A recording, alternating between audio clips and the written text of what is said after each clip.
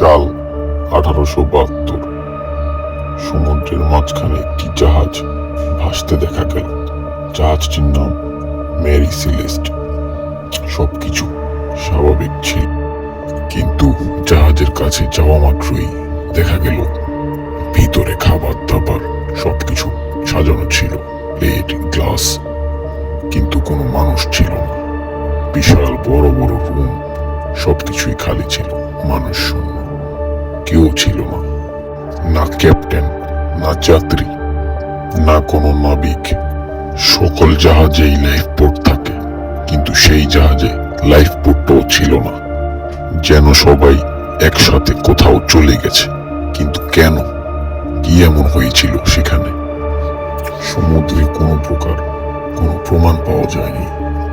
সমুদ্র নিরিবিলি ছিল, কোনো প্রকার কোনো যুদ্ধ বা পাইরেটস, কোনো প্রকার কোনো ঝামেলা দেখা দেয়নি, বা পরিকল্পিত কোনো হামলার শিকার হয়েছে জাহাজটি, এমন কোনো প্রমাণ পাওয়া যায়নি।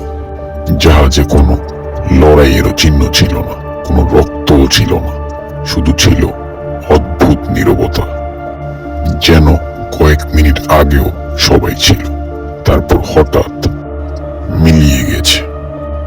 আজও পর্যন্ত কেউ জানে না মেরি সেলেস্টের সবাই কোথায় গেল। ঝড়, বিদ্রোহ, নাকি অন্য কিছু? সত্যটা আজও সমুদ্রের ঢেউয়ের নিচে লুকিয়ে আছে।